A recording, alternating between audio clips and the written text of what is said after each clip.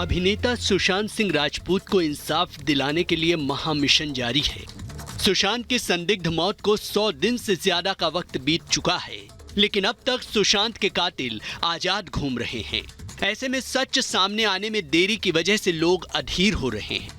इस बीच एम्स ने सुशांत सिंह राजपूत केस में सीबीआई को अपनी जांच रिपोर्ट सौंप दी है, जिसके बाद जांच एजेंसी एम्स की रिपोर्ट को आधार मानकर विश्लेषण में जुट गई है। अब एम्स की रिपोर्ट के आधार पर सीबीआई जांच को आगे बढ़ाएगी। सीबीआई द्वारा अन्य उपलब्ध साक्ष्यों के साथ यह निष्कर्ष निकाला जा रहा है कि सुशांत की मौत का राज क्या है। सीबीआई ने सुशांत की हत्या से भी इनकार नहीं किया है। अब एम्स की रिपोर्ट पर सीबीआई आखिरी फैसला लेगी। सुशांत सिंह राजपूत को इंसाफ दिलाने के लिए महामिशन जारी है। सुशांत की संदिग्ध मौत को 100 दिन से ज्यादा का वक्त हो गया है, लेकिन अब तक सुशांत के कातिल आजाद घूम रहे हैं। ऐसे में सच सामने आने में देरी की वजह से लोग अधीर हो गए हैं। यही वजह है कि सुशांत सिंह राजपूत के परिवार के वकील विकास सिंह के बाद उनके दोस्त और करीबी देरी पर सवाल उठा रहे हैं। सुशांत सिंह राजपूत के दोस्त रहे कोरियोग्राफर गणेश हेवारकर और पूर्व सहयोगी अंकित आचार्य ने भूख हड़ताल पर जाने का फैसला किया है। दोनों 2 अक्टूबर यानी गांधी जयंती के दिन से 3 दिन की सांकेतिक भूख हड़ताल पर जा रहे हैं। हर तरह से कोशिश यही रहेगी, जब तक सांस इस शरीर के अंदर आती जाती रहती है तब तक यही कोशिश रहेगी कि सुशांत के लिए लड़े। सुशांत के दोस्त सुनील शुक्ला भी 2 अक्टूबर से दिल्ली के राजघाट पर इंसाफ के लिए अनशन करेंगे। बीजेपी नेता सुब्रमण्यम स्वामी ने सीबीआई से हत्या की धाराओं में केस दर्ज करने की मांग की है। सुशांत सिंह राजपूत की मौत को 100 से ज्यादा दिन हो गए हैं। रिपब्लिक भारत पहले ही दिन से कहता आया है कि सुशांत ने आत्महत्या नहीं की, सुशांत की हत्या की गई। सुशांत का परिवार भी बार बार कह रहा है कि सुशांत का कत्ल हुआ है, और यही बात अब इस केस की जांच कर रही सीबीआई भी कह रही है। जो लोग ये सोच रहे हैं कि शायद वो बच जाएंगे, उनके लिए बुरी खबर है, क्योंकि सीबीआई ने साफ कह दिया है कि वो सुशांत की मौत की हर पहलू से जांच कर रही है। सीबीआई ने साफ कहा कि सुशांत केस में हत्या के एंगल से जांच जारी है। हत्या की बात से इनकार नहीं किया जा सकता। यानी मुंबई पुलिस के झूठ को एक बार फिर से झटका लगा है, क्योंकि उसने तो सीधे सीधे आत्महत्या बताकर पर्दा डालने की पूरी कोशिश की थी। सुशांत के लिए इंसाफ की मांग कर रहे लोगों की उम्मीद है कि उसके कातिल पकड़े जाएंगे। सीबीआई जल्द ही सुशांत के हत्यारों को ढूंढ निकालेगी। सुशांत केस की जांच में ड्रग्स एंगल सामने आने के बाद बॉलीवुड के कई सितारे एनसीबी की रडार पर हैं। दीपिका पादुकोण और उनकी मैनेजर करिश्मा प्रकाश, सारा अली खान और श्रद्धा कपूर की एनसीबी के सामने पेशी हो चुकी है। लेकिन ड्रग्स लीला के इन सितारों की मुश्किलें कम नहीं हुई हैं। आर भारत के पास एक्सक्लूसिव खबर है कि ड्रग्स मामले में दीपिका, सारा, श्रद्धा और रकुलप्रीत से दूसरे राउंड की पूछताछ हो सकती है। एनसीबी इन चारों के बयानों से संतुष्ट नहीं है और दोबारा इन्हें सवाल जवाब के लिए बुला सकती है। पहले राउंड की पूछताछ के बाद दीपिका, सारा, श्रद्धा और रकुल के मोबाइल फोन एनसीबी ने जांच के लिए जब्त किए हैं। जया साहा और दीपिका की मैनेजर करिश्मा प्रकाश के मोबाइल को भी जब्त किया गया है। इसके साथ ही एनसीबी ने अब तक कुल 45 लोगों के मोबाइल जब्त किए हैं। एनसीबी डिजिटल डेटा की पड़ताल कर रही है। साफ है कि ड्रग्स मामले में दीपिका, सारा और श्रद्धा को क्लीन चिट नहीं दी गई है। ड्रग्स केस में एनसीबी सबसे बड़ी कार्रवाई की तैयारी में है। एनसीबी ने अब तक की पूछताछ के बाद 3 चरणों में जांच को आगे बढ़ाने का फैसला किया है। सूत्रों से मिली जानकारी के मुताबिक एनसीबी 3 चरणों में कार्रवाई की तैयारी में है। पहले चरण में रिया चक्रवर्ती और उसके शागिर्दों पर शिकंजा कसेगा। दूसरे चरण में दीपिका, सारा, श्रद्धा, रकुलप्रीत और सिमोन खमांडा जैसों का नंबर है। और तीसरे चरण में बॉलीवुड और सियासत के उन रसूखदारों पर हंटर चलेगा जो अब तक पर्दे के पीछे से खेल करते रहे हैं। ड्रग्स के खिलाफ एनसीबी की इस बड़ी कार्रवाई की तैयारी की निगरानी खुद एनसीबी चीफ राकेश अस्थाना कर रहे हैं, जो रविवार को दिल्ली से मुंबई पहुंच चुके हैं। राकेश अस्थाना ने मुंबई पहुंचकर अब तक की जांच की समीक्षा की और अपनी टीम को आगे की कार्रवाई करने के निर्देश दिए। ड्रग्स लीला में फंसने के बाद दीपिका सच से बचने के लिए हथकंडा अपना रही है। दीपिका पादुकोण ने ड्रग्स मांगने की बात को ही मजाक बता दिया। दीपिका पादुकोण ने कहा कि हम ड्रग्स के बारे में सिर्फ डींगे मारते हैं, शेखी बघारते हैं और ये सब खुद की तारीफ के लिए और दिखावे के लिए करते हैं। हमें नहीं पता था कि ड्रग्स की शेखी बघारने से हम फंस जाएंगे। मतलब साफ है, दीपिका को पता है कि वो चैट को झुठला नहीं सकती, इसलिए चैट के पीछे के मकसद को भटकाने की कोशिश कर रही हैं। दीपिका ने कहा कि वो तो सिगरेट को माल कहती हैं, यानी दीपिका के शब्दकोश में माल पीने का मतलब है सिगरेट पीना। माल पर दीपिका की एक और बचकानी दलील सामने आई। कहा कि वो एक खिलाड़ी हैं, उन्हें अपने स्वास्थ्य का ख्याल है। दीपिका लाख तिकड़म करे, एक्टिंग करे, लेकिन वो एनसीबी के शिकंजे से बच नहीं सकती। सुशांत के इंसाफ की मांग और बॉलीवुड में ड्रग्स गैंग को बेनकाब करने वाली कंगना रनौत और बीएमसी के बीच छिड़ी जंग पर बॉम्बे हाईकोर्ट में केस चल रहा है। हाईकोर्ट में आज भी मसले पर सुनवाई होगी। दरअसल बीएमसी ने कंगना की गैर मौजूदगी में उनके दफ्तर पर बुलडोजर चला दिया था। 8 सितंबर को नोटिस देने के 24 घंटे बाद ही बीएमसी ने दफ्तर में तोड़फोड़ कर दी। जिस समय कंगना के दफ्तर में तोड़फोड़ हो रही थी, वो मुंबई में भी नहीं थी। अब कंगना ने इस नुकसान के लिए बीएमसी से 2 करोड़ का मुआवजा मांगा है। कंगना की सुनवाई में कोर्ट ने ध्यान दिया कि एक केस में 4 सितंबर को तोड़फोड़ करने का नोटिस दिया गया था और 8 सितंबर को काम हुआ। दूसरे में 5 सितंबर को नोटिस दिया गया और 14 सितंबर को काम हुआ। लेकिन वहीं कंगना के केस में 8 सितंबर को नोटिस दिया गया और 9 सितंबर को उनके ऑफिस में तोड़फोड़ कर दी गई। इस बीच कंगना के खिलाफ प्रयोग किए गए अपशब्दों को लेकर भी कोर्ट ने हैरानगी जताई है। कोर्ट ने कहा कि संजय राउत को ये बताना होगा कि उन्होंने अपशब्द किसके लिए इस्तेमाल किया था। सुशांत सिंह राजपूत केस की नंबर 1 आरोपी रिया चक्रवर्ती 6 अक्टूबर तक जेल में रहेगी या जमानत पर रिहा होगी, इसका फैसला आज हो सकता है। बॉम्बे हाई कोर्ट में रिया और उसके भाई शौविक की जमानत याचिका पर आज सुनवाई होनी है। खबरों के मुताबिक एनसीबी रिया की जमानत याचिका का विरोध करेगी। इसके लिए एनसीबी ने जरूरी दस्तावेज भी तैयार किए हैं। एनसीबी दलील देगी कि रिया को जमानत मिलने से सबूतों से छेड़छाड़ हो सकती है और जांच प्रभावित हो सकती है। एनसीबी ने ड्रग्स केस में 9 सितंबर को रिया चक्रवर्ती को गिरफ्तार किया था, जिसके बाद कोर्ट ने रिया को 14 दिन की न्यायिक हिरासत में भायकला जेल भेजा था। 14 दिन की न्यायिक हिरासत खत्म होने पर सेशन कोर्ट ने रिया को और 14 दिन की न्यायिक हिरासत में भेजा है।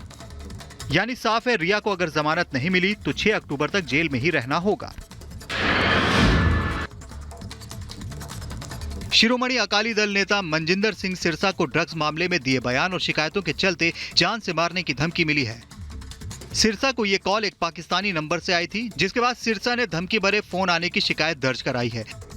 सिरसा के अनुसार फोन पर धमकाने वाले शख्स ने बताया कि वो पाकिस्तान से बोल रहा है और फोन पर धमकाते हुए कहा कि अगर करण जौहर के खिलाफ अपना केस वापस नहीं लिया तो तुम्हें नहीं छोड़ेंगे, तुम्हें अपनी जान से हाथ धोना पड़ेगा। दरअसल बॉलीवुड में चल रहे ड्रग्स रैकेट का भंडाफोड़ करने में सिरसा ने अहम भूमिका निभाई है। वो लंबे समय से इसके खिलाफ आवाज उठा रहे हैं। इस मामले में उन्होंने मुंबई पुलिस और एनसीबी में शिकायत दर्ज कराई है। शिकायत में उन्होंने धर्मा प्रोडक्शन के मालिक करण जौहर का नाम दर्ज कराते हुए साल 2019 में उनके घर हुई पार्टी की जांच कराने की मांग भी की थी। फिल्म निर्देशक अनुराग कश्यप के खिलाफ यौन शोषण का मामला दर्ज कराने वाली अभिनेत्री पायल घोष के समर्थन में आरपीआई नेता रामदास आठवले उतर आए हैं। सोमवार को पायल घोष और आठवले ने एक ज्वाइंट प्रेस कॉन्फ्रेंस की। इस दौरान फिल्म निर्देशक अनुराग कश्यप को गिरफ्तार करने की मांग की। रामदास आठवले ने कहा कि पायल ने मुंबई पुलिस पर भरोसा करके अपनी जान की परवाह न करते हुए मामला दर्ज कराया है, इसलिए पायल को जल्द से जल्द न्याय मिलना चाहिए।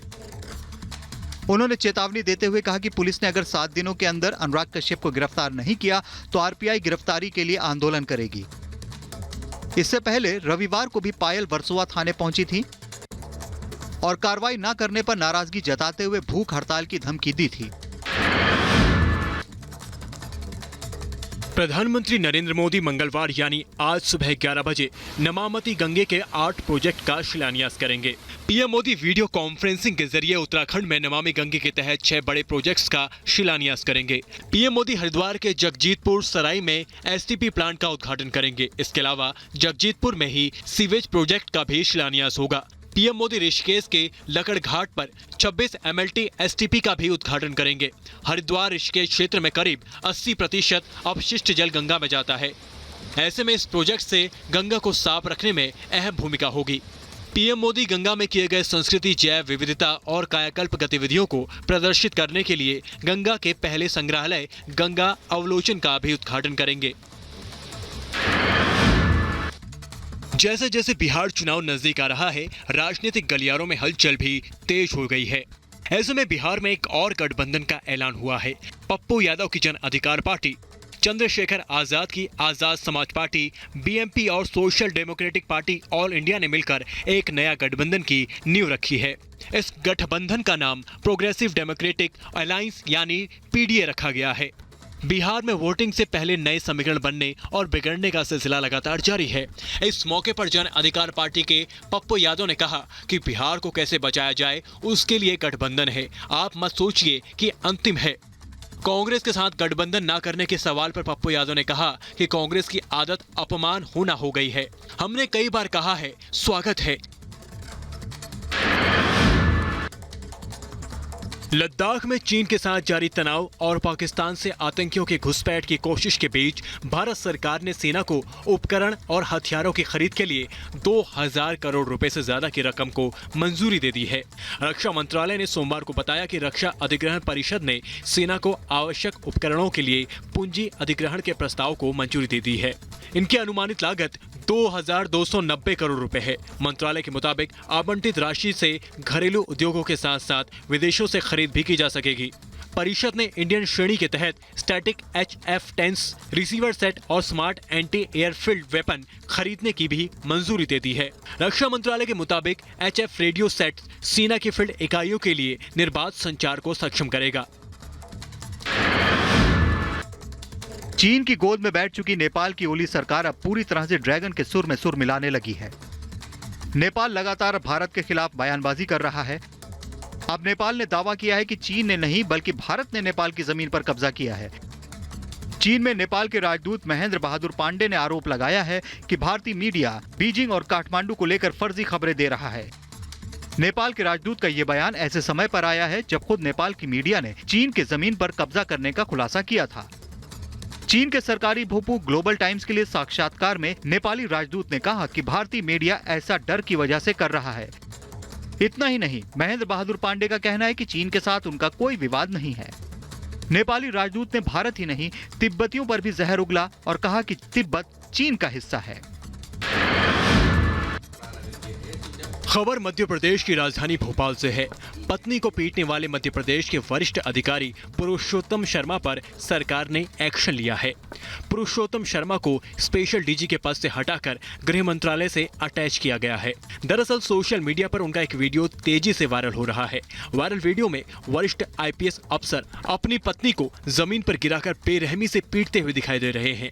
अफसर के बेटे द्वारा इस घटना की जानकारी गृह मंत्री, मुख्य सचिव और DGP को देते हुए पिता के खिलाफ कार्रवाई करने का आग्रह किया गया है, जिसके बाद सरकार ने एक्शन लिया और कार्रवाई करते हुए स्पेशल डीजी पुरुषोत्तम शर्मा को गृह विभाग ने कारण बताओ नोटिस जारी कर दिया है। 29 सितंबर शाम 5:30 बजे तक पुरुषोत्तम शर्मा को जवाब देना होगा। जवाब नहीं देने की सूरत में अनुशासनात्मक कार्रवाई की जाएगी। सड़क पर खड़ी कार में आग की तस्वीरें गाजियाबाद के लोनी इलाके की हैं। आग ने अपने आगोश में कार को घेर रखा है। चंद मिनटों में पूरी कार जलकर खाक हो गई। गनीमत ये रही कि इस हादसे में किसी की जान नहीं गई। दरअसल ये कार दिल्ली से यूपी के बागपत जा रही थी। गाजियाबाद के लोनी इलाके में जैसे ही कार पहुंची, कार सवार 4 लोग गाड़ी से नीचे उतरे और कार को सड़क पर एक किनारे खड़ा कर दिया। कार सवार लोग आपस में बात कर रहे थे, तभी कार में अचानक आग लग गई। जब तक वहां मौजूद लोग कुछ समझ पाते, पूरी कार जलकर खाक हो गई। कार में आग लगने से पूरे इलाके में अफरा तफरी मच गई। कार में आग कैसे लगी इसका खुलासा नहीं हो पाया है। हालांकि कार में उस वक्त आग लगी जब कार सड़क पर खड़ी थी। अगर चलती कार में आग लगती तो बड़ा हादसा हो सकता था और कार सवार 4 लोगों की जान पर आफत आ सकती थी। खबर यूपी के मुरादाबाद से है। आजम खान के करीबी भूमाफिया ने योगी सरकार को चैलेंज किया है।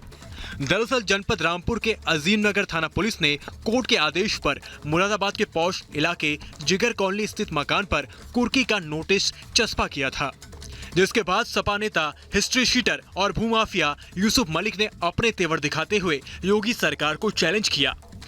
यूसुफ मलिक ने कहा कि किसी भी मुकदमे में जेल नहीं जाऊंगा, पुलिस चाहे कुर्की करे या एनकाउंटर कर दे। आपको बता दें कि हाल ही में प्रदेश की टास्क फोर्स द्वारा यूसुफ मलिक को भूमाफिया घोषित किया गया था। वो मुरादाबाद के थाना सिविल लाइन से हिस्ट्री शीटर भी हैं। यूसुफ पर 1 दर्जन से ज्यादा मुकदमे दर्ज हैं। रामपुर पुलिस द्वारा नोटिस चस्पा करने के बाद इसने कैमरे के सामने योगी सरकार को चैलेंज किया है। देश में कोरोना वैक्सीन से जुड़ी सभी जानकारियां अब आपको एक पोर्टल पर मिल जाएंगी। भारत में पहली बार ICMR ने एक वैक्सीन पोर्टल लॉन्च किया है। इस वैक्सीन पोर्टल को केंद्रीय स्वास्थ्य मंत्री डॉक्टर हर्षवर्धन ने कल लॉन्च किया। डॉक्टर हर्षवर्धन ने जनता के बीच जागरूकता पैदा करने के लिए कोविड-19 के लिए वैक्सीन पोर्टल का उद्घाटन किया। आपको बता दें कि इस पोर्टल पर भारत में वैक्सीन विकास से संबंधित सभी सूचनाएं उपलब्ध होंगी। भारत में फिलहाल 3 कोरोना वैक्सीन पर काम चल रहा है। ये तीनों वैक्सीन ट्रायल के लिए अलग अलग चरणों में हैं। भारत में corona vaccine Bharat biotech ICMR की कोवैक्सीन, जॉयडल कैडिला की जाइवोक डी और एक्सपोर्ट एक्सट्रोजेनेका की कोविशील्ड है।